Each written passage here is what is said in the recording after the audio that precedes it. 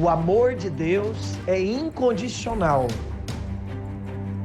Deus nos fez justos em Cristo. A sua palavra é a verdade e o alimento. A sua graça é abundante para todos aqueles que não merecem.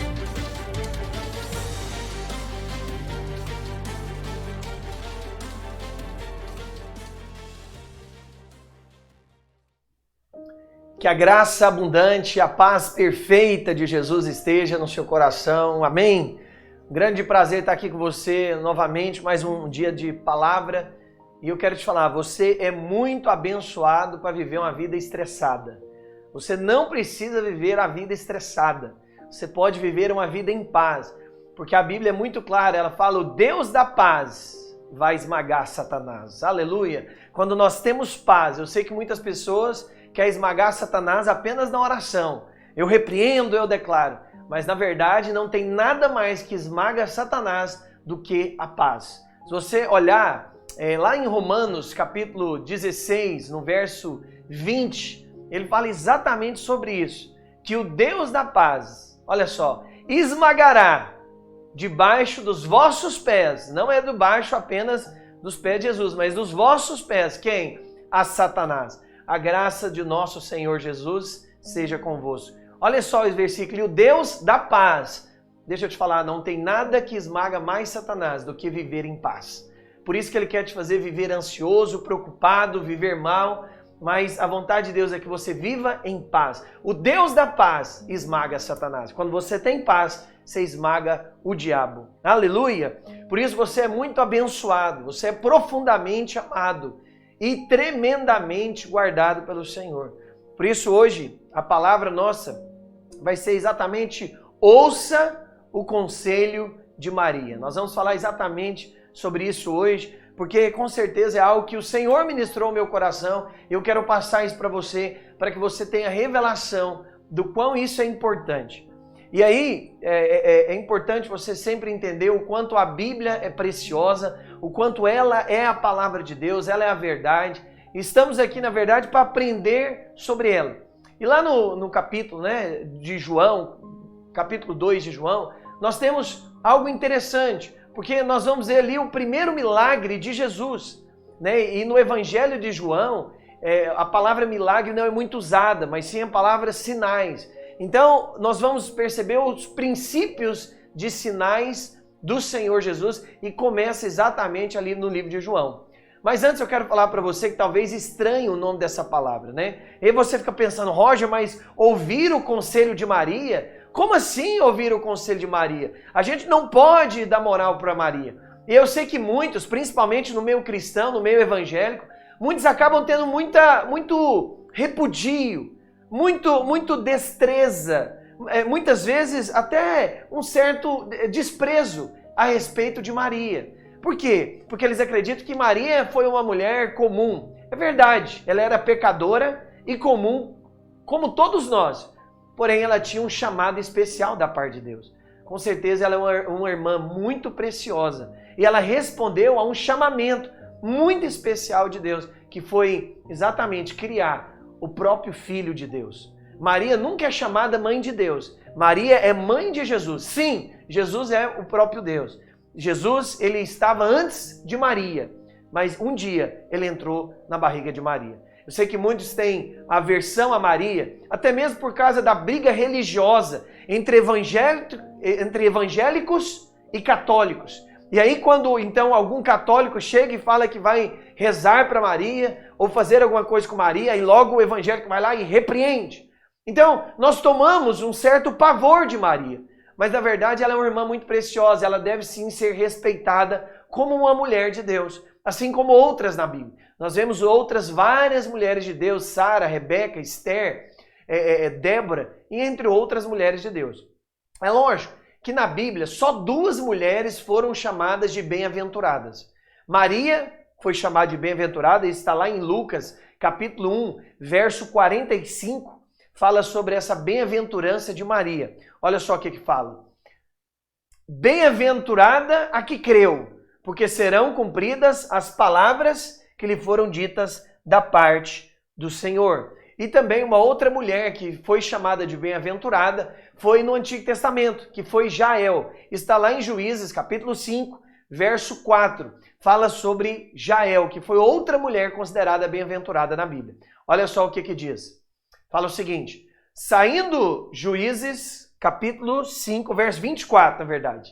Verso 24. Fala o seguinte: bem-aventurada, bendita, né? Seja sobre as mulheres Jael, mulher de Éber, o queneu. Bendita seja sobre as mulheres que vivem em tendas. Então nós temos duas mulheres que foram consideradas e chamadas na Bíblia bem-aventuradas. É claro que as outras, elas também são bem-aventuradas, mas não foi citado isso sobre elas. E aqui então é importante nós entendermos que Maria, ela tem sim um chamamento e uma parte especial na salvação. Mas não que ela foi a salvadora, ou que ela podia fazer algo pela salvação, não. Mas que de fato ela criou e ela amamentou o próprio Jesus. Imagina isso, Maria ensinando a falar o próprio verbo da vida. Maria amamentando, dando leite para o próprio Criador dos céus e da terra. Imagina Maria conversando com aquele que sabe todas as coisas. Imagina Maria educando aquele que sabe quantos fios de cabelo tem em cada pessoa. Então nós vemos que Maria ela tem um papel especial. E aqui então nós vemos que no capítulo 2, Maria é chamada para um casamento e Jesus também é chamado para esse casamento. E ali nós vemos então o princípio, o início do ministério de Jesus e como ele começou então o seu ministério. E eu quero que você leia comigo capítulo 2 de João, verso 1. 3 dias depois, houve um casamento em Caná da Galileia, achando-se ali a mãe de Jesus. Jesus também foi convidado, glória a Deus, que você convide Jesus aí para o seu casamento e todas as coisas, com seus discípulos para o casamento. Tendo acabado o vinho, a mãe de Jesus lhe disse: eles não têm mais vinho. Mas Jesus lhe disse: mulher, que tenho eu contigo? Ainda não é chegado a minha hora. Então ela falou aos serventes: fazei tudo o que ele vos disser. Uau, que coisa poderosa. E aí está a base aí da nossa palavra de hoje. Maria chega para o pessoal ali do casamento, os serventes, os servos do casamento, e fala: olha, fazei tudo o que ele vos disser. E aqui eu quero começar com você então, exatamente no versículo 1, porque a gente percebe que Jesus, ele entra ali em Caná da Galileia, há 3 dias atrás, onde ele inclusive ali na Galileia, ele chama um dos discípulos, que é Filipe, e então ele é convidado para esse casamento, ele já está ali 3 dias na Galileia, e aí a Caná fica exatamente a 8 quilômetros do noroeste de Nazaré, e ali nós vemos então que Jesus vai para um casamento em Caná da Galileia. E a palavra Caná no original, na verdade, significa frágil, significa não resistente. E Galileia, na verdade, foi uma região muito desprezada.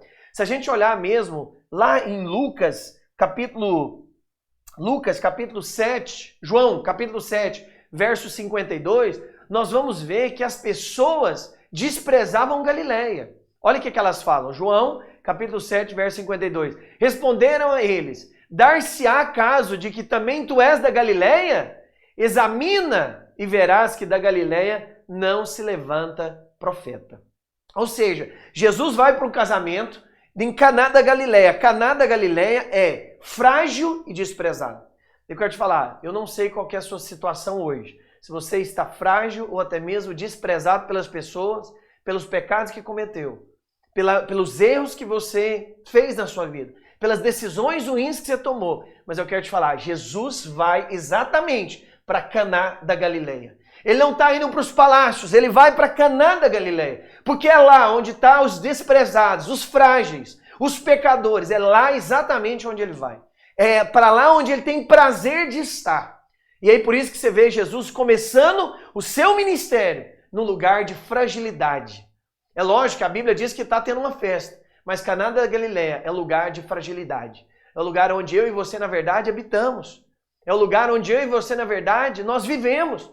Mas quando chamamos então Jesus para o nosso casamento ou para a nossa vida, nós com certeza vamos experimentar uma transformação poderosa. E aqui nós vemos então que Maria ela dá um conselho muito especial para aqueles serventes. E nós vamos entender exatamente isso hoje. E continuando, nós vemos que aquele povo, né, aquele casal convidou Jesus para o seu casamento. E aí quando você convida Jesus para o seu casamento ou para a sua vida, você pode ter certeza que vai haver transformação, vai haver mudança. Aleluia! Se você, independente de como está a sua vida, independente de como estão as suas finanças, independente de como você está hoje, se você convida Jesus, Ele tem um prazer de ir. Ele vai ao seu encontro.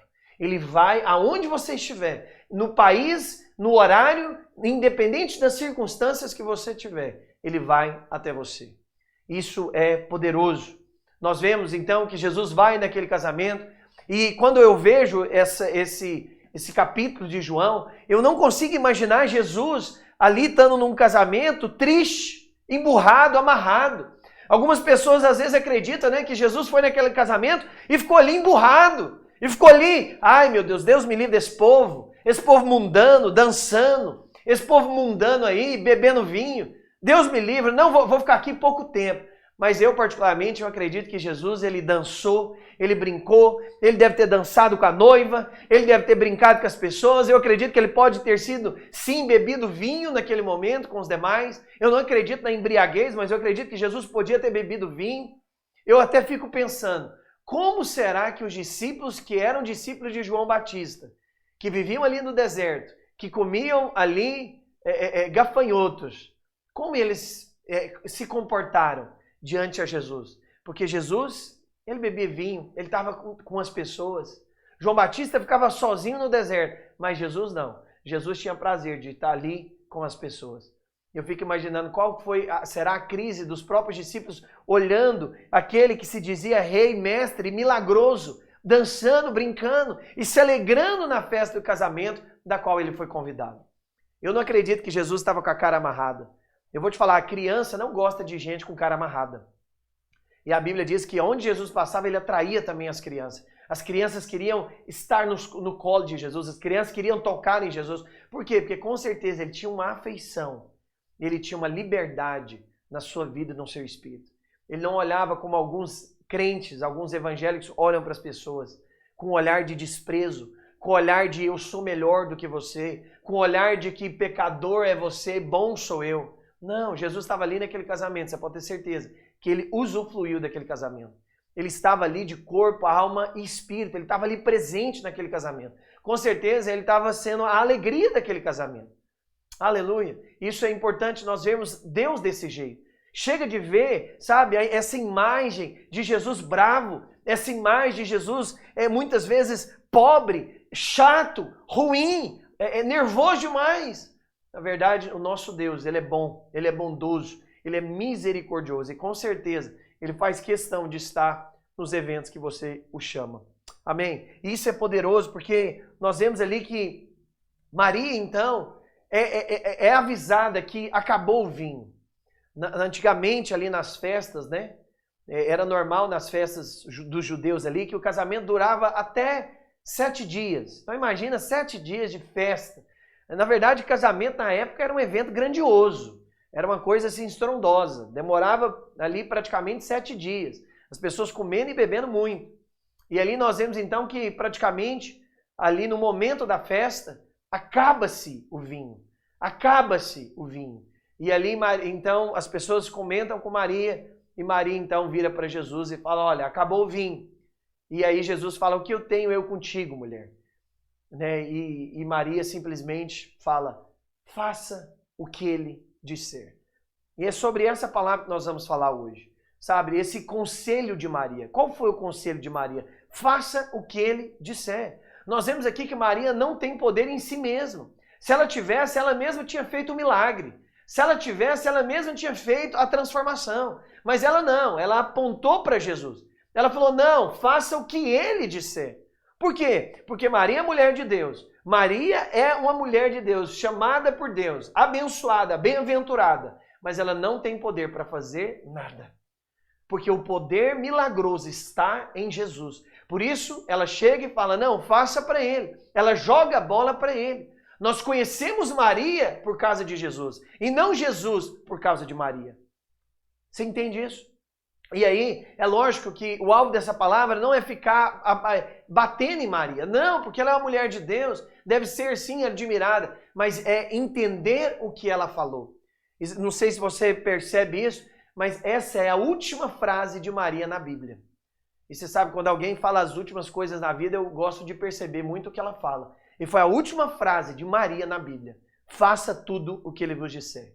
Em outras palavras, ela colocou para as pessoas seguirem, obedecerem, ouvirem aquilo que Jesus falava.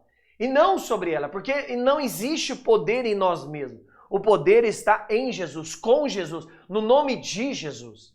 E aqui nós temos uma parte interessante, que lá no verso 4, Jesus vira e fala assim para Maria, né? João 2, verso 4, fala o seguinte, que tenho eu contigo?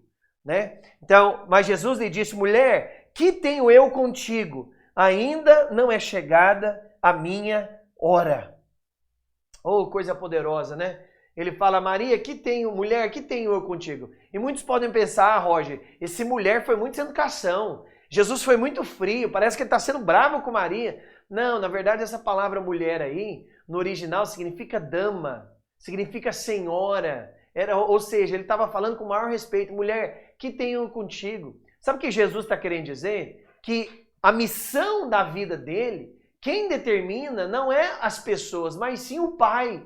O que ele estava falando é que não estava previsto ele começar naquele momento. E que ele dependia de uma direção apenas do Pai. E que ele estava ali para fazer a vontade do Pai, do Deus Pai.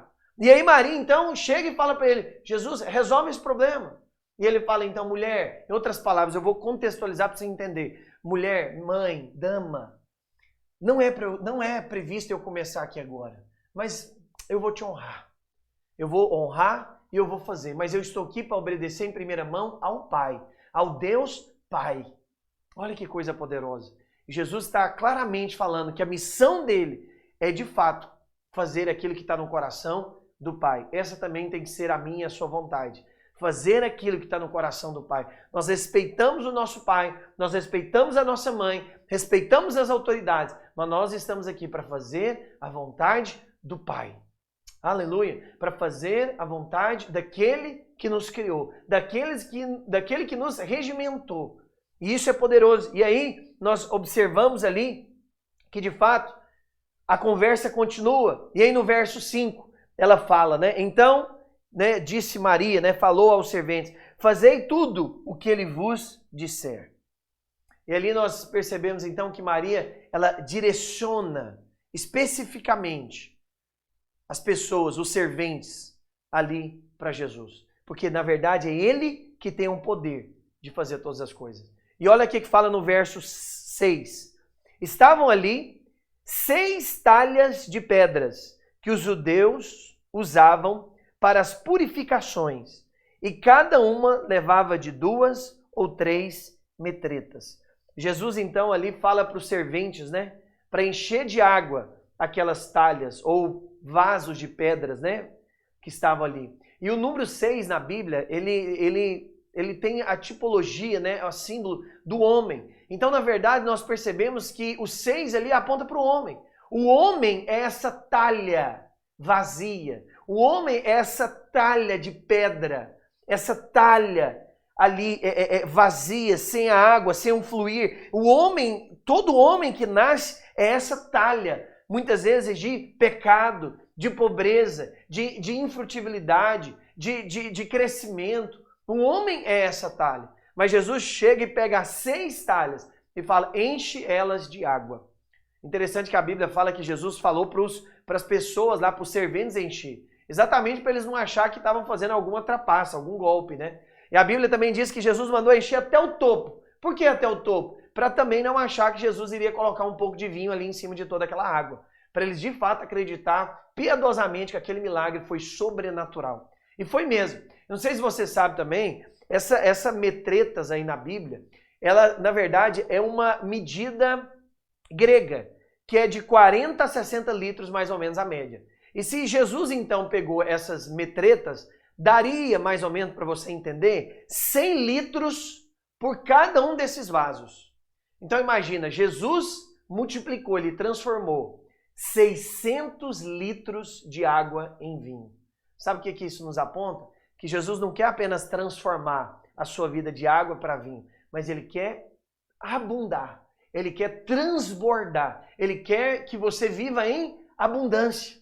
Essa é a vontade de Deus para a sua vida. Não é apenas mudar você de religião, não é apenas trazer você para frequentar a igreja, mas é trazer abundância. Lá em João 10:10 está escrito o seguinte, João 10:10, ele está escrito o seguinte, o ladrão veio somente para roubar, matar e destruir. Eu vim para que tenham vida e tenham vida em abundância. Interessante, porque a Bíblia, olha só o versículo, a Bíblia diz, e aí representando o ladrão, que é o diabo, ele vem somente para roubar, matar e destruir. Ou seja, tudo o que está acontecendo no mundo que tem a ver com roubo, com matança e com destruição, não tem a ver com Deus. Tem a ver com o ladrão. O ladrão veio para matar, roubar e destruir. Nós vemos aí tragédias acontecendo frequentemente, não só no Brasil como no mundo. Eu quero te falar, não é a vontade de Deus isso. Nós sabemos que tudo que tem a ver com morte, com roubo e com destruição tem a ver com o diabo. Mas tudo que tem a ver com vida, e a Bíblia diz com vida em abundância, tem a ver com o próprio Deus. Porque Jesus é esse que não veio apenas da vida, mas vida em abundância. Então nós vemos Jesus chega ali no Caná da Galileia, chega ali num casamento, uma cidade que significa fragilidade, que é a nossa vida, nós somos frágeis, somos pecadores, somos inconstantes. Do mesmo dia que a gente quer, a gente não quer. Do mesmo dia que a gente anda em santidade, a gente trupica ali, assistindo algo, vendo algo, inventando algo, mentindo algo. Nós somos esse povo que vive no Caná da Galileia, de fragilidade, de escassez, de desprezo. Quantos de nós somos muitas vezes desprezados?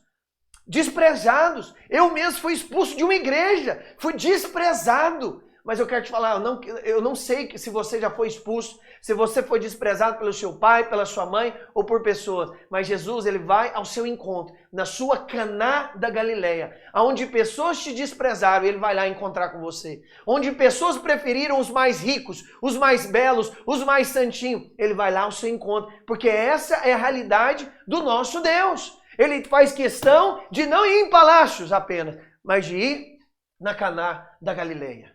Eu quero te falar, eu sou um morador de Caná da Galileia. Eu tenho as minhas fragilidades, eu tenho as minhas fraquezas, eu tenho as minhas lutas, mas eu sei que ele sempre vai ao meu encontro. Eu sei que ele sempre está ali para transformar o que está em água na minha vida em vinho, em alegria, em prazer, em satisfação, porque esse é o verdadeiro Jesus. Esse é o nosso verdadeiro Deus. E se você convida ele, meu querido, convida Jesus hoje. Convida Jesus para suas finanças. Convida Jesus hoje para o seu casamento. Convide Jesus hoje para a sua igreja. Convide Jesus hoje para a sua saúde. Porque toda vez que ele é convidado, ele vai. Ele vai. Ele, na verdade, ele tá na porta. Apocalipse 3:20. Olha o que diz. Apocalipse 3:20. Eis que estou à porta e bato. Eis que estou à porta e bato. Ele não só quer te ver, ele está ali batendo. E se alguém ouve a minha voz e abrir a porta, eu vou entrar na sua casa, eu vou cear com ele e ele comigo. Isso é poderoso. Isso nos mostra que Deus, mais do que nós, quer ter esse encontro. Quer ter esse encontro com você. E não somente, meu querido, esse encontro com você para mudar você de religião, mas exatamente para transbordar e multiplicar e prosperar todas as áreas da sua vida. Porque o Senhor quer que você prospere, o Senhor quer que você, avance na vida. O Senhor deseja a sua prosperidade, a sua saúde. Não é a vontade de Deus nenhuma enfermidade. Não é a vontade de Deus nenhuma pobreza. A vontade de Deus é o seu crescimento. É que a salvação chegue na sua vida, transbordante em todas as áreas. E aí nós vemos então que Jesus vai naquele casamento em Caná da Galileia, que é na verdade a nossa realidade. E aí então quando ele chega ali, o vinho acaba. Mas ele não é como alguns religiosos que chegam e falam, o vinho acabou, ainda bem, agora é menos pecado para cá. Aleluia, alguns pastores provavelmente diriam isso. Ainda bem, graças a Deus que acabou o vinho. Pelo menos agora a gente vai ter um momento de santidade nessa festa. Alguns provavelmente diriam isso, mas não foi o que Jesus falou. Foi o contrário. Falou, o que está acontecendo? Aí Maria chega para ele e fala, acabou o vinho. Ele falou, acabou o vinho? Ok, então agora eu vou me manifestar. O que acabou dentro da sua vida? Acabou o quê? Acabou a alegria do ministério? Acabou a alegria de casar? Acabou a alegria de ter filhos? Acabou a alegria de levantar cedo, orar, ler a palavra? Acabou os sonhos, a alegria? O que acabou na sua vida hoje? Quais foram as coisas que estão enterradas na sua vida hoje? Eu quero te falar. Se você convida Jesus, ele desenterra, ele restaura, ele ressuscita, ele dá vida onde há morte, ele dá cor onde não há cor. Ele traz restauração onde há morte. Esse é o nosso Deus. Se você o convida, ele tem prazer de entrar. E aí nós vemos ali então que Maria chega e fala, olha, fazei tudo o que ele vos disser. Porque Maria não tem poder em si mesmo. Maria não consegue realizar. Ninguém de nós tem um poder em nós mesmos. Eu fico vendo alguns coaches, alguns pastores falando, eu sou o cara, o meu ministério está certo, a minha igreja é a igreja de Deus de fato. As outras igrejas não são. Cuidado! Meu querido, nós não somos nada de nós mesmos. Se tira Jesus de você, você é apenas a mulinha, você é apenas um jumentinho passando e recebendo confete. Não é isso que você é. Eu fico imaginando quando a mulinha estava entrando ali em Jerusalém, né, recebendo aquele tanto de plantinha e confete. Talvez ela olhava para um lado e para o outro e ficava toda feliz, né? Olha o tanto que eles estão me adorando, olha o tanto que eu sou uma mulinha, uma jumentinha, gente boa. Mas a jumentinha, meu querido, só recebeu aquele confete porque tinha alguém em cima dela, que é Jesus.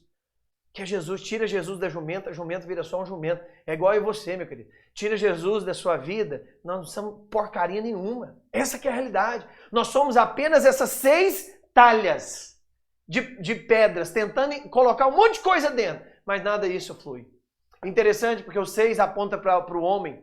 E aí, nós vemos Jesus, então, enchendo água essas 6 talhas. Nós vemos Jesus, então, ele vai e enche essa água. E vamos continuar para você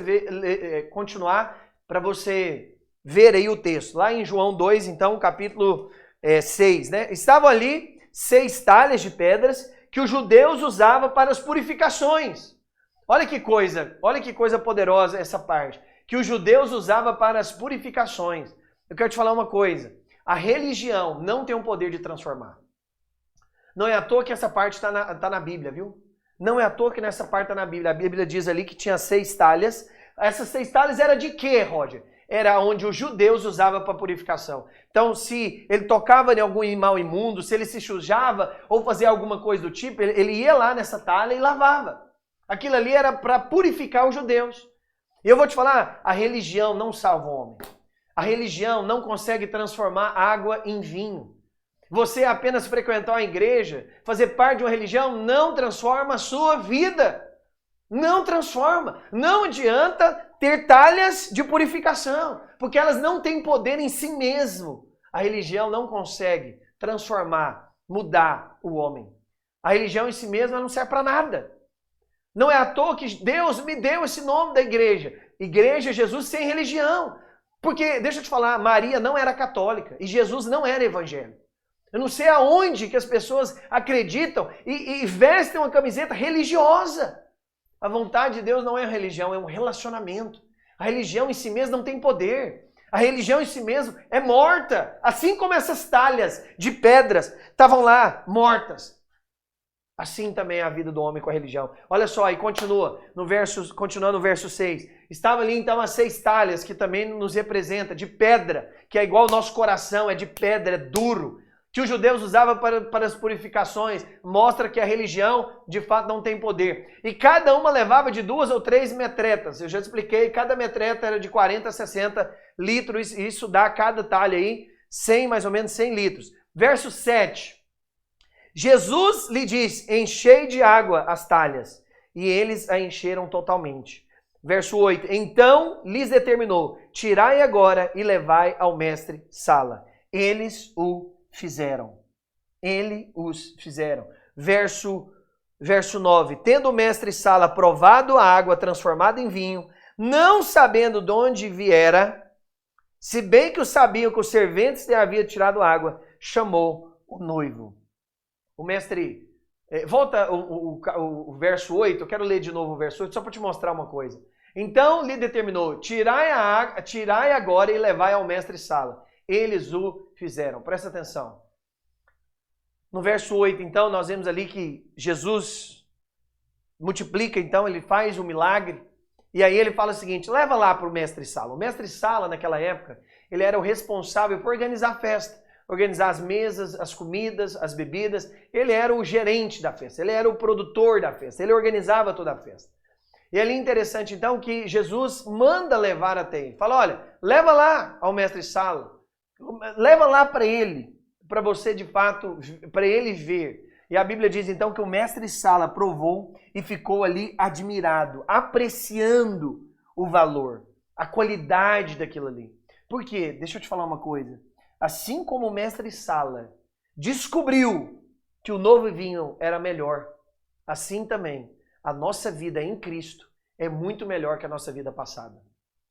Assim como o mestre-sala, quando experimentou aquele vinho, falou, uau, que delícia, que qualidade de vinho, que coisa incrível. É assim também a vida daqueles que nasceram de novo. Eu sei que nós estamos aí, esses dias mesmo eu vi na internet, alguém até brincando, né? Porque a vida do crente, aí o outro dizia, não é fácil. Eu sei que muitas pessoas querem abafar.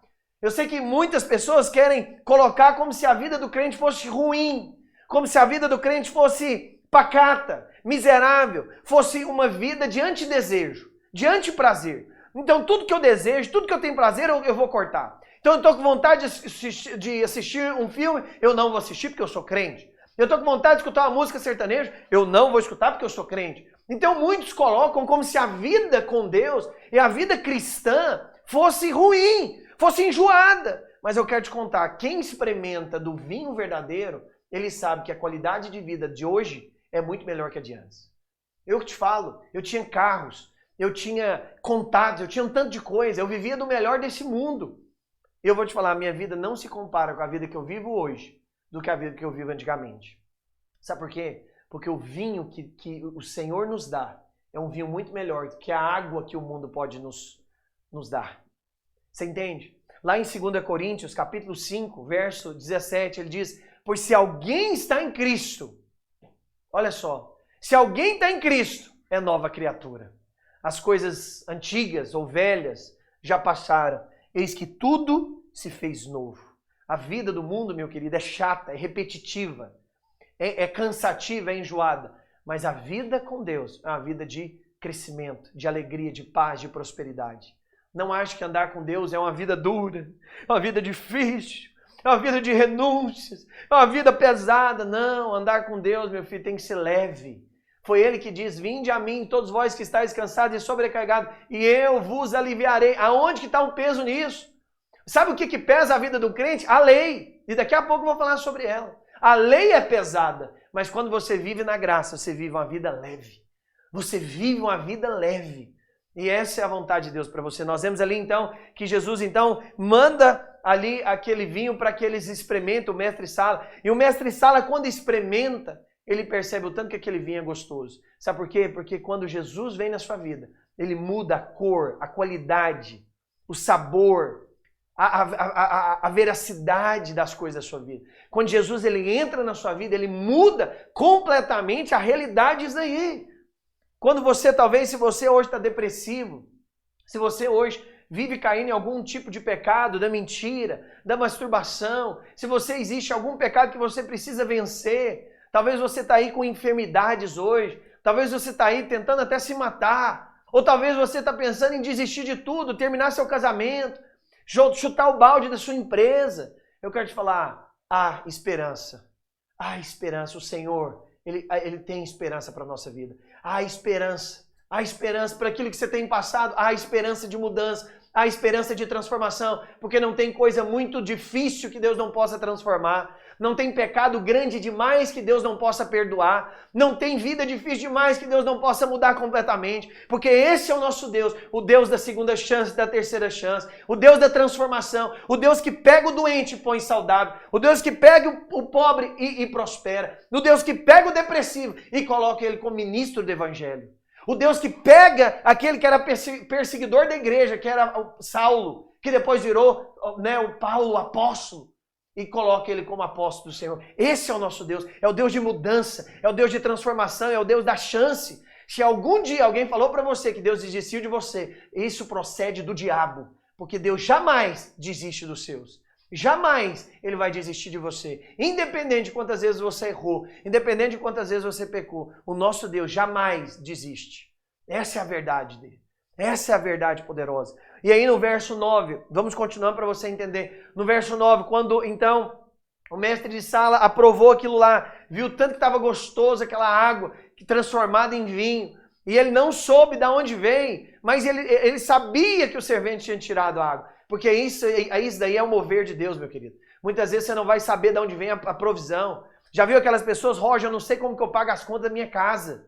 Roger, eu não tenho um trabalho fixo, eu estou empreendendo, mas no final do mês eu vejo que está tudo pago, como que eu faço? É exatamente isso aí, meu querido. É como o mestre Sala, eu não sei de onde está vindo, eu sei que veio. Esse é o nosso Deus. Ele faz coisas que você nem imagina, porque na verdade Ele está preparando para você coisas que você nem imaginou ainda. Oh, isso é poderoso. Uma vez um irmão chegou para mim e falou assim, Roger, eu quero viver os meus sonhos. Eu não queria viver os sonhos de Deus. Eu acho que os sonhos de Deus vão ser mais difíceis. Os sonhos de Deus vão ser mais complicados. Os sonhos de Deus vão ser talvez ruins. E eu falei para ele, é porque você ainda não entendeu a qualidade de sonhos que Deus tem para você. E eu quero te falar uma coisa muito poderosa hoje. Presta atenção nisso. Quando você entende que você é 100% perdoado, você também acredita que Deus tem sonhos maravilhosos para você. Olha o que a Bíblia diz lá em Isaías 55, no verso 7, na parte B. Olha só o que diz. Olha tanto que é poderoso isso. Isaías 55, verso 7. Deixe o perverso o seu caminho, o iníquo os seus pensamentos. Converta-te ao Senhor, que se compadecerá dele. E volta-se para o nosso Deus. O que é o nosso Deus? Porque Ele é rico em fazer o quê? Em perdoar. Quando eu entendo que Deus é rico em perdoar, olha o que acontece. Verso 8. Olha o que acontece quando eu vejo que Deus é rico em perdoar. Porque os meus pensamentos não são os vossos pensamentos, nem os vossos caminhos, os meus caminhos, diz o Senhor. Verso 9. Olha só. Por quê? Porque assim como descem a chuva e a neve do céu, e para lá não tornam, sem que primeiro reguem a terra e fecundam, e faça brotar para dar semente. Na verdade é o verso 9.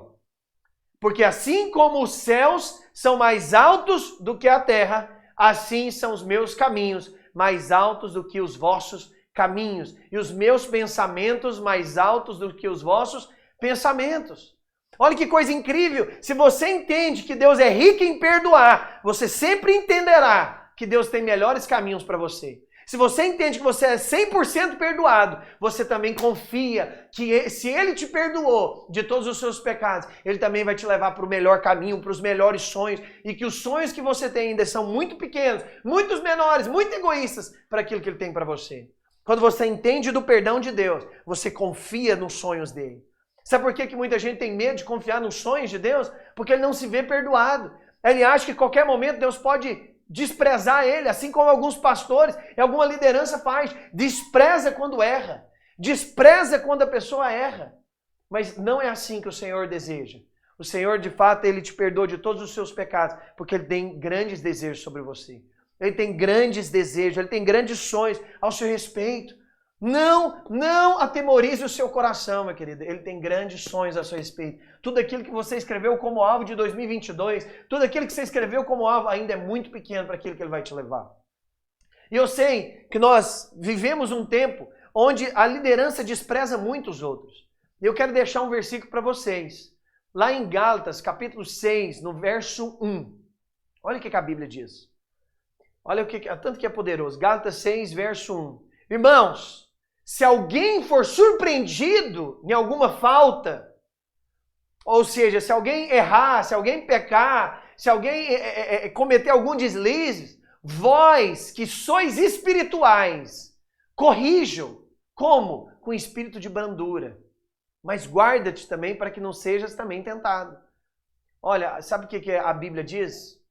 Deixa eu falar uma coisa muito poderosa. Eu quero que você preste atenção nisso. Sabe por que a gente tem pouca restauração na igreja de pessoas? Porque nós temos muitas crianças espirituais. Que a Bíblia diz, se você é um adulto espiritual, você restaura as pessoas. Nós temos pouca gente restaurada quando cai, quando erra, são expulsas de igreja, assim como eu, simplesmente porque não tem gente espiritual com espírito de brandura e de graça para restaurar essas pessoas, porque são crianças. Diz a Bíblia, os adultos espirituais, eles restauram aqueles que caem. Se você não restaurou, não foi usado para restaurar, porque você ainda é uma criança. Mas aquele que é espiritual, ele restaura aqueles que caem. Presta atenção nisso. Aquele que é espiritual, ele não descarta o que cai, ele restaura o que cai. Ele restaura o que erra. Ele com espírito de brandura, ele vai, ele fala, ele mostra do amor de Deus, ele mostra do perdão de Deus. Não é tirar a posição apenas. Você está eliminado, você está tirado, disciplinado 3 anos. Não, peraí, meu chegado. Você vai com espírito de brandura mostrar a graça, o perdão de Deus. Oh, como nós precisamos ser adultos espirituais. Adultos espirituais. Porque presta atenção, quanto mais adulto você é, mais gente você restaura. Porque os adultos espirituais, eles têm um prazer de restaurar aqueles que erram, que pecam. Mas existe muita liderança, infelizmente, que é uma criança espiritual. Que ela só quer apenas um título. Ela só quer ser reconhecida e aplaudida. Só mostrar que ela deu certo na vida. Mas os espirituais, eles restauram. Os carnais expulsam. Os carnais deletam. Os criancinhas abandonam. Joga para escanteio. Só procura aquele que tem resultado. Só procura aquele que multiplica. Só procura aquele que obedece. Só procura aquele que é bonzinho. Mas o espiritual vai atrás de todos. E principalmente daqueles que mais precisam. Essa é a diferença. Se você quer uma igreja forte, eu quero te dar a chave. Seja espiritual. Seja espiritual. Seja agente de restauração e não agente de eliminação. Não elimina, não descarta pessoas. Restaura pessoas. Mostra do amor, mostra da graça. Porque quem é você para falar sobre o juízo se Deus já te livrou do próprio juízo dele sobre você? Só prega a condenação quem se condena. Mas quem precisa de graça também prega a graça. Aleluia. Olha só o que fala no verso 9, então, para a gente ir para os nossos finais aqui. Tendo então o mestre Sala provado aquela água transformada em vinho, não sabendo de onde vem. É assim que vai acontecer as bênçãos da sua vida, meu querido. Você não sabe de onde vem. Vai vir. Vai começar a vir. Recebe aí que vai começar a vir. Se bem que sabia que os serventes haviam tirado a água. Chamou o noivo. Olha quem que aparece na história. Olha quem que apareceu do nada na história. Agora apareceu o noivo. Deixa eu te falar. Jesus não multiplicou, não transformou a água em vinho por causa do noivo. Presta atenção. Ele não faz o milagre por sua causa apenas. Presta atenção. Ele não olha para a sua condição. Quem foi pedir lá não foi o noivo. Quem foi pedir lá foi a sua mãe, Maria. Mas ele fez aquilo lá porque ele tem prazer em multiplicar e transformar e abençoar. Deixa eu contar uma coisa espiritual para vocês. Deus não olha para você para te abençoar. Porque nós estamos em Cristo. Quando Deus quer te abençoar, Ele olha para Cristo. Se a Bíblia diz, se nós estamos em Cristo e Cristo está em nós, então nós temos esperança. Então nós podemos orar. Então nós somos feitos justos. Deus te abençoou não por causa de você. Deus te abençoou não por causa dos seus merecimentos. Não por causa das suas práticas espirituais louváveis. Deus te abençoou por causa de Cristo. Porque a Bíblia diz que quando você confessa Jesus, você é colocado em Cristo. E quando você é colocado em Cristo, você recebe toda sorte de bênção sobre a sua vida. Simplesmente porque você está em Cristo. Porque os céus estão abertos não sobre mim, não sobre nós. O céu está aberto sobre Jesus. E quando você está em Jesus, o céu está aberto sobre você. Amém? E aí, agora sim, o mestre Sala então chama o noivo. Por que ele chama o noivo? Porque o milagre não tem nada a ver com você. Coloque isso na sua cabeça. O milagre não tem nada a ver com você. O milagre tem a ver com Jesus. Se eu o confesso e creio na sua graça, Ele de fato fará. Eu sei que algumas pessoas podem falar, Roger, mas a gente não precisa ter fé? Eu te pergunto algo muito poderoso. Quem teve fé para Jesus transformar água em vinho? Ninguém. Ninguém mostrou fé. O primeiro milagre de Jesus não foi por fé, foi pela graça. Presta atenção nisso. O primeiro milagre de Jesus não teve fé aplicada. O primeiro milagre de Jesus não teve ninguém ali clamando, fazendo orações longas. Ninguém fez jejum. Ninguém foi para a igreja. Ninguém devolveu o dízimo. Ninguém fez nada. Apenas pediu. Apenas falou, faz milagre. Faça aí. Sabe por quê? O primeiro milagre de Jesus foi da graça, para te mostrar que todos os demais também serão. Presta atenção nisso. Quando você vê a graça em Jesus, Deus vê a fé em você. Eu vou repetir, porque isso é poderoso. Quando você vê a graça de Jesus, Deus vê a fé em você. Quando você olha para a mulher, por exemplo, a mulher hemorrágica, quando a gente lê a mulher hemorrágica lá em Mateus, capítulo 9, verso 20, vamos lá, abrir para você ver. Olha a mulher hemorrágica. Mateus, capítulo 9, verso 20. Olha o que diz. Eis que uma mulher que durante 12 anos vinha padecendo de uma hemorragia, veio por detrás dele e lhe tocou a orla das vestes. Porque dizia consigo mesmo, se eu apenas lhe tocar vestes, ficarei curada. E Jesus, voltando-se e vendo, disse, tem bom ânimo, filha, a tua fé te salvou. E desde aquele instante a mulher ficou sã. Presta atenção. Você não vê a mulher ali falando, eu preciso de fé. Eu preciso ter fé. A mulher ali declarando, eu vou ser curada. Em nome de Jesus eu serei curada. Você não vê a mulher fazendo isso. Você não vê ali a mulher falando para todo mundo, gente, eu espero eu ter fé suficiente. Eu espero que a minha fé seja o suficiente para esse milagre. Eu espero que eu consiga ter fé. Eu terei fé, eu tenho certeza que eu terei fé. Não. Deixa eu te contar. Quando você olha a graça de Jesus, Deus entende isso como a sua fé. Tem gente que acha que fé é só um mecânico dentro de nós. Tem gente que fé, muitas vezes, tem que ser medida, mas não. Quando você olha a graça de Jesus, ele entende isso como fé. Efésios, olha só o que fala. Em Efésios, capítulo 2, no verso 8. Olha o que ele diz. Capítulo 2, verso 8. Pela graça sois salvos. Mediante o quê? A fé. E isso não vem de vós, é dom de Deus. Pela graça sois salvos. E esses salvos é muito mais do que salvos apenas do inferno. É salvos de tudo. A palavra salvo aí é sozo, que significa restaurado, liberto, próspero, completo, saudável, tornar-se inteiro.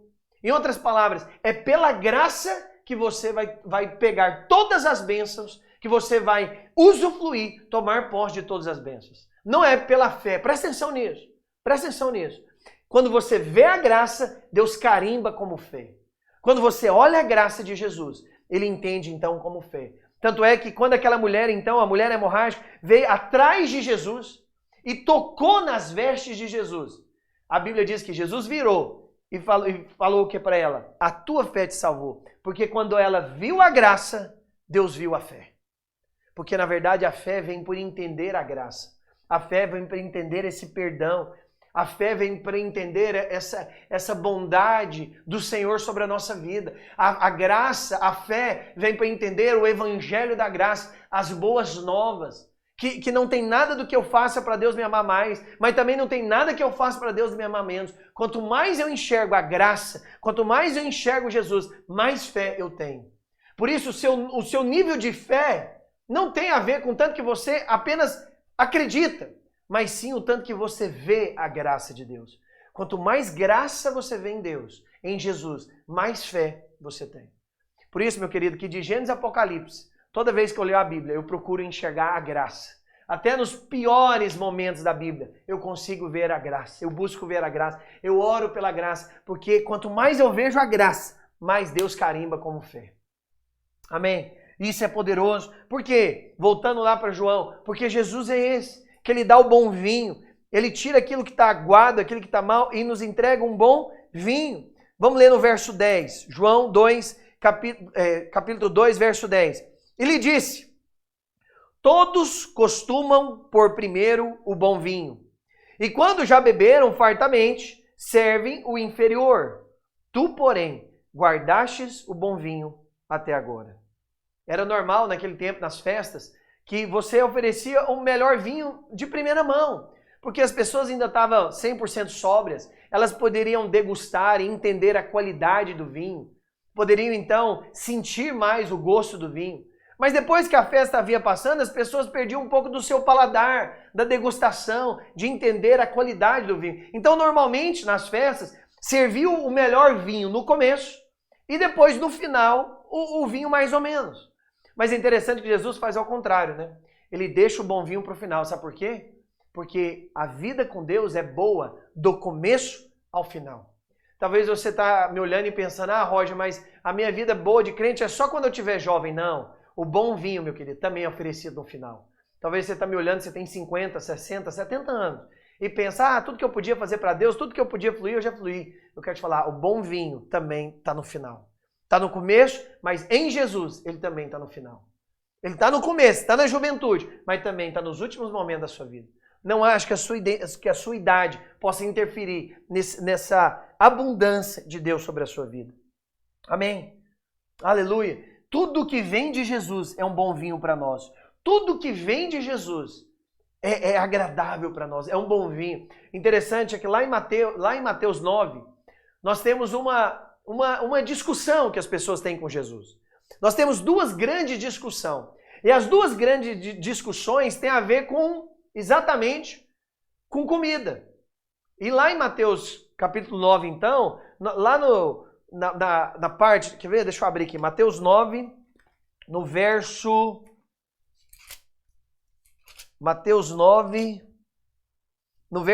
10. A primeira discussão que tem com Jesus é quando Jesus, então, vai comer ali, sentar à mesa, com os publicanos e pecadores. E aí os fariseus lá falam, mas você come com publicano e pecador? E depois, mais para frente, você vai ver que os fariseus reclamam de Jesus, na verdade os outros dois discípulos de João reclamam de Jesus, por que os discípulos dele não jejuam? Então olha aqui para mim, lá em Mateus 9, temos duas controvérsias, duas reclamações. Primeiro, os fariseus reclamam, Jesus, por que você come por que você está comendo com pecador? Logo depois, vem os discípulos de João Batista, e também pergunta para ele, por que seus discípulos não jejuam? Só a gente está jejuando, seus discípulos não jejuam. E eu acho lindo, porque ele dá uma resposta para essas duas questões muito clara. E está lá em Mateus capítulo 9, verso 17. Olha o que ele diz. Nem se põe o vinho novo em odres velhos. Do contrário, rompe-se os odres, derrama-se o vinho, e os odres se perdem. Mas põe-se vinho novo em odres novos, e ambos se conservam. Em outras palavras, a resposta de Jesus, e que ele fala para nós, é que ele vai colocar vinho novo em odres, não em odres velhos, mas em odres novos. Em outras palavras, o que significa isso? Meus queridos, não mistura lei com graça. Não dá para colocar vinho novo em odres velhos, em coisas velhas, em coisas antigas. Não dá mais para misturar as duas alianças. Aquela primeira aliança ali de Moisés passou. Aquela aliança passou. Agora veio a verdadeira aliança. A aliança constituída pelos descendentes de Abraão e descendente de Davi, que é a aliança da graça. E Jesus chega muito claro para eles e fala, não vamos colocar vinho novo, a nova aliança, em odres velhos. Não vamos misturar lei e graça. Não faça isso no seu relacionamento. Se você observar, as duas questões eram relacionadas à lei. Primeiro, por que você está comendo com pecador? A lei fala para a gente não comer. Segundo, por que você não está jejuando? Crente jejua. Duas leis. E aí chega Jesus e fala, meu querido, se você for viver com a lei, vocês vão se lascar. Vocês não vão ter uma vida boa. Por quê? Porque não se coloca a graça nessa vida de lei. Que não pode, não toca, não come, você tem que jejuar, você tem que ler, você tem que fazer. Jesus deixou muito claro, cara, não vai dar certo. Você não coloca o vinho novo em odres velhos. Não dá para misturar a lei com a graça. Eu sei que muitas pessoas chegam e falam, Roger, mas se pregar a graça, as pessoas vão pecar. Eu sei, eu vou te falar uma coisa, presta atenção nisso. Eu sei não que elas vão pecar, eu sei que elas vão questionar isso. Porque na verdade, até Martin Lloyd-Jones, ele falava isso. Se a sua igreja não está sendo questionada se podem pecar, é porque a sua igreja não tá pregando a graça. Você sabe se alguém está pregando a graça se na sua cabeça vem, então pode sair pecando? Foi a questão, inclusive, lá em Romanos. Que diremos, pois, pecaremos mais para que a graça se abunde mais? E aí eu vou te falar, não é a graça que leva o povo para pecar, mas é a lei. Quando você prega a lei, você leva o povo para pecar. Lá em 1 Coríntios, capítulo 15, verso 56. Olha o que a Bíblia diz. Vamos ver se é a graça que leva as pessoas para pecar? O aguilhão da morte é o pecado. O que leva ao pecado? E a força do pecado é o quê? A lei. Não é quando você prega a graça, o povo não quer pecar. Mas quando você prega a lei leva, ela tem força, ela te leva para pecar. Se você fica, não fale, não toque, não mexa, não isso, não aquilo, aí dá força para pecar. Agora se você fala, olha, é o seguinte, você está liberto de tudo isso. E se você cair, Deus já te perdoou. Porque Ele já perdoou os seus pecados passados, presentes e futuros. Você está 100% perdoado. A Bíblia diz que quando você entende a graça, aí sim você vence. Por quê? Porque nós não estamos debaixo mais da lei, mas sim debaixo da graça. E é isso que Jesus queria falar. É isso que Jesus usou mais uma vez o vinho para te dar esse entendimento. Não pode misturar graça com lei. Não dá para misturar as duas. Ou você vive por uma, ou você vive pela outra. Interessante é que lá em Hebreus, eu estava lendo inclusive isso hoje, lá em Hebreus, eu nem estava programado eu falar isso na palavra, mas eu acho interessante, lá em Hebreus 7, no versículo 18, Hebreus 7, versículo, olha o que diz, Hebreus 7, 18, portanto, por um lado, se revoga a anterior ordenância. Olha o que está falando, está revogando a anterior ordenância. Por quê? Por que eu tenho que revogar, então, esse relacionamento com Deus baseado na lei? Por causa da sua fraqueza e inutilidade. Roger, aí está falando da lei? Ué, vamos ver o verso 19. Olha o que fala, verso 19. Pois a lei nunca aperfeiçoou coisa alguma. Por outro lado, se introduz a esperança superior, pela qual nos achegamos a Deus. Uau! A Bíblia está muito clara. Se você quer relacionar com Deus na lei, você nunca vai ser aperfeiçoado, porque ela nunca conseguiu aperfeiçoar alguém. Mas, por outro lado, nós temos uma aliança muito superior, que é a aliança da graça. Essa sim vai superabundar na sua vida. Interessante é que Moisés é um dos tipos de Cristo na Bíblia. A gente sabe que muitos profetas, muitos homens de Deus na Bíblia, eles apontam por algo do próprio Jesus. E Moisés é um deles. E interessante porque o primeiro milagre de Moisés foi exatamente transformar água em sangue. Tipificando exatamente o primeiro milagre de Jesus no Novo Testamento. Então vamos entender o exemplo de Moisés e o exemplo de Jesus. Lá no capítulo, lá em Êxodo, capítulo 7, no verso 20 e 21, olha só o que acontece. Fizeram Moisés e Arão como o Senhor lhe havia ordenado. Arão, levantando o bordão, feriu as águas que estavam no rio, à vista de Faraó e os seus oficiais. E toda a água do rio se tornou em sangue. Esse rio aí é o Rio Nilo. O Rio Nilo são 15 quilômetros de rio. Você vai ver que o Egito ele é todo ali em beiro do Rio Nilo, porque é ali que ele tira o seu sustento e tudo mais. Verso 21. De sorte de que os peixes que estavam no rio, fizeram o quê? Morreram. O rio cheirou mal. Os egípcios não podiam beber a água daquele rio. E houve sangue por toda a terra do Egito. Presta atenção. Moisés, ele simboliza a lei. Quando você prega a lei, quando você vive na lei, é isso daí. Cheira mal, mata, expulsa pessoas. A lei é isso daí. O primeiro milagre de Moisés transformou a água em sangue. Mas olha o resultado. Morte, destruição, separação, mau cheiro. E Moisés tipifica a lei. Mas quando vem Jesus, e o primeiro milagre de Jesus é transformar a água em vinho. O que acontece? Nós temos prosperidade, abundância, alegria, casamento. Nós temos coisas poderosas acontecendo. Por quê? Porque a lei gera destruição, a lei mata. Mas a graça, o Espírito, vivifica. A lei desordena, a lei cheira mal, mas a graça, ela enche a nossa vida de alegria, de paz. Lá em João, capítulo 1, no verso 17, olha o que a Bíblia diz. João, capítulo 1. Porque a lei foi dada por intermédio de Moisés, mas a graça e a verdade vieram por meio de Jesus Cristo. A lei foi dada, meu querido, mas a graça, ela veio. Porque a graça é muito mais do que um ensino. A graça, na verdade, é uma pessoa. A graça é uma pessoa. E é isso que eu quero que você entenda nessa palavra. Roger, o que você quer então que nós entendamos nessa palavra? que o que Maria falou, façais o que ele vos disser. O que na verdade ele diz para você é, os seus pecados estão perdoados. Não tem coisa mais do que Jesus falou durante o seu tempo aqui na terra, do que os seus pecados estão perdoados. Você pode olhar na Bíblia, ali nos 4 evangelhos.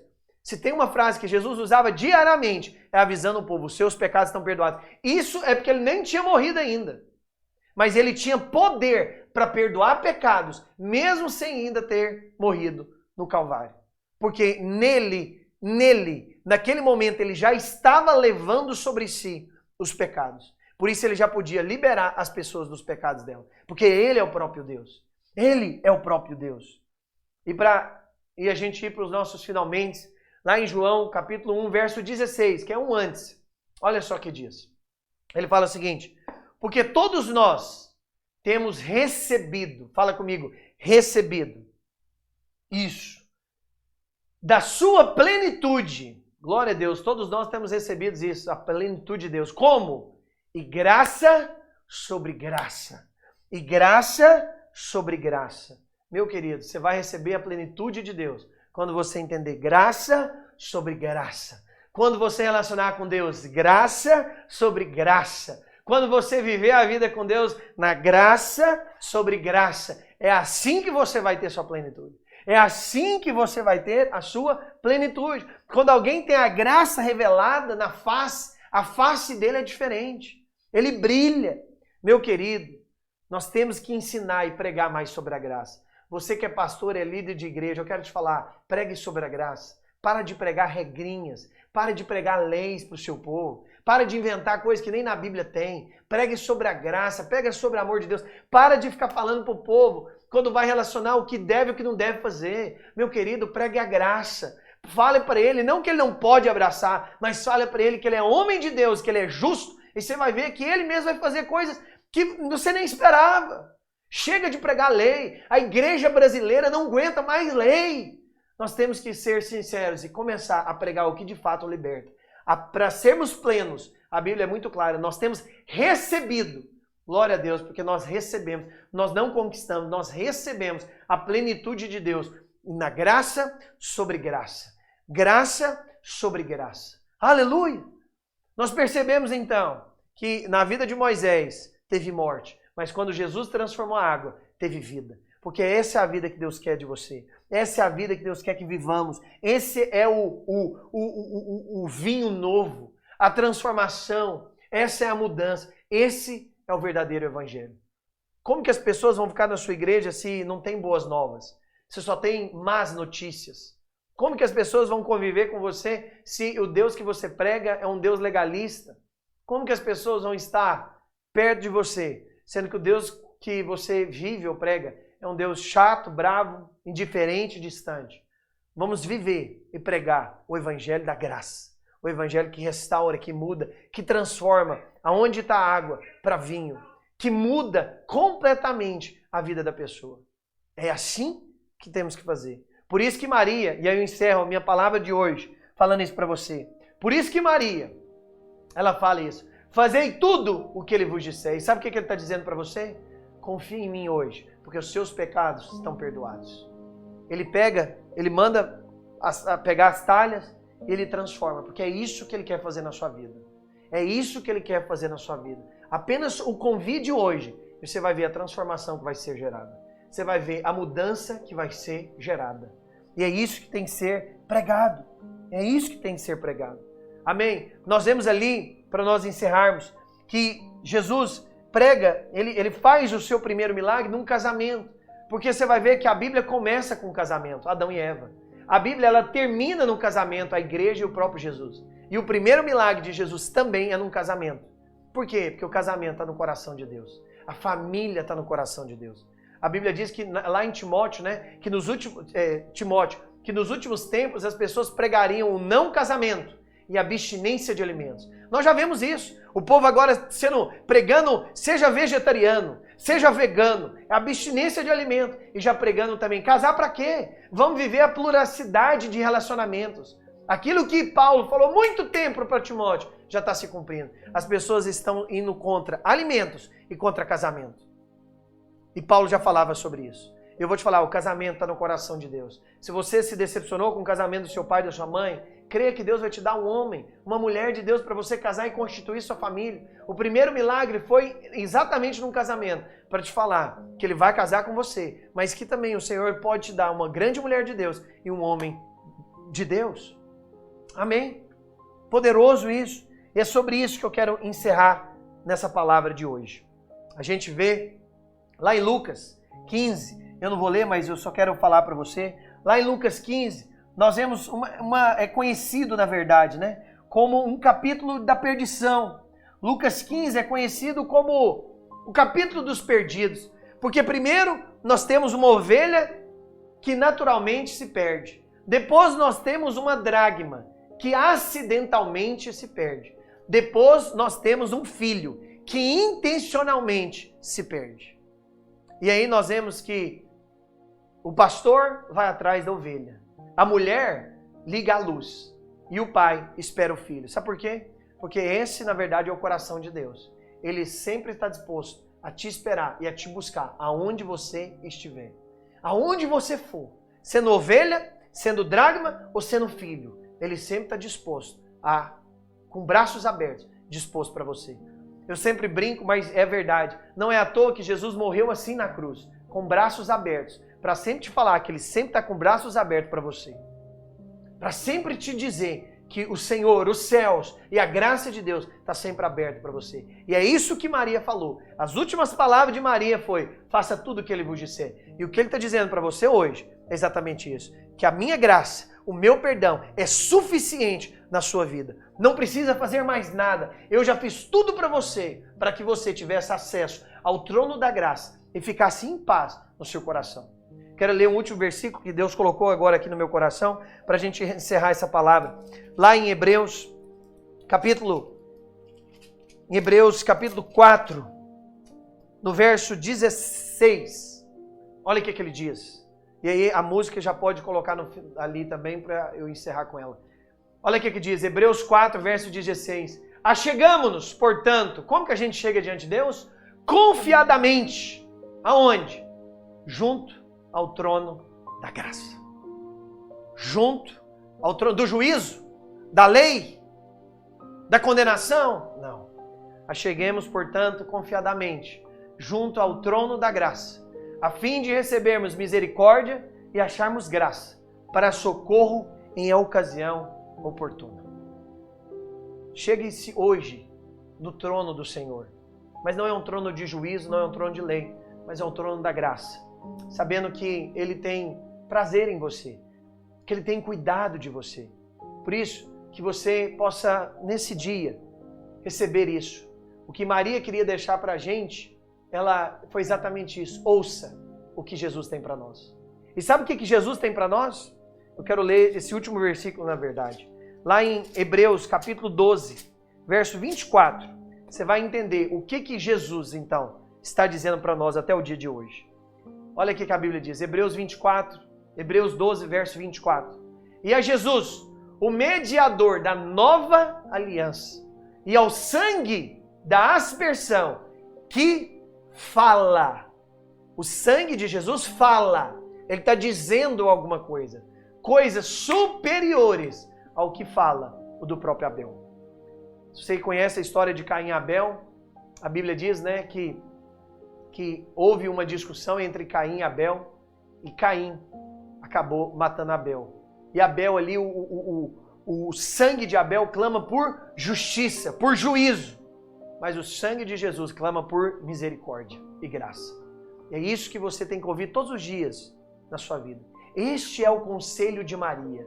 Que você ouça todos os dias que os seus pecados estão perdoados e que Ele jamais desiste de você e que Ele jamais abandona, desampara, descarta você, independente dos seus erros, independente das suas fraquezas, das suas quedas, dos seus pecados, independente se pessoas te abandonaram, independente se pessoas largaram você, jamais Ele te abandona. E é isso que é o conselho de Maria. Ouça o que Ele diz.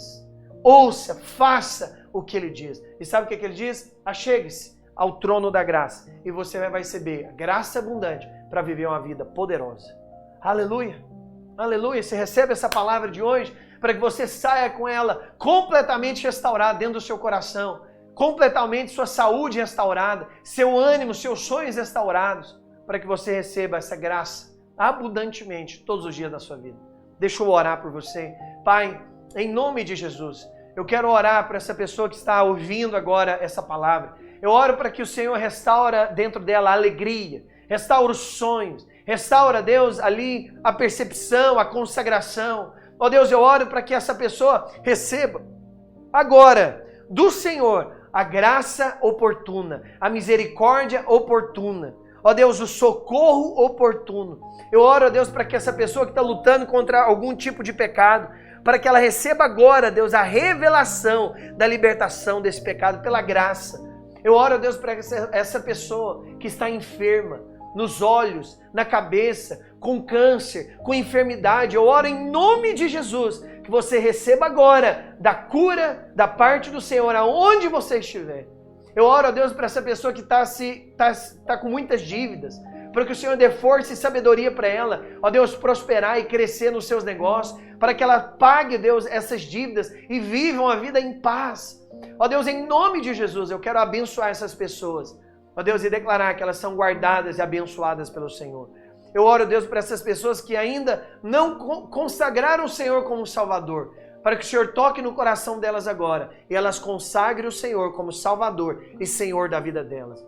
Jesus, eu te louvo e te agradeço. E agora, juntamente aos meus irmãos, diante do trono da graça, nós te pedimos, libera saúde, libera poder, libera revelação, libera graça, libera do teu Espírito para fluir com abundância e ousadia sobre nós, Pai. Em nome de Jesus. Em nome de Jesus. Essa é a verdade do Evangelho da Graça. Receba hoje aí na sua vida a sua cura, a sua restauração, do seu casamento, dos seus sonhos, a restauração da sua vida pela graça. Em nome de Jesus. O amor de Deus é incondicional. Deus nos fez justos em Cristo. A sua palavra é a verdade e o alimento. A sua graça é abundante para todos aqueles que não merecem.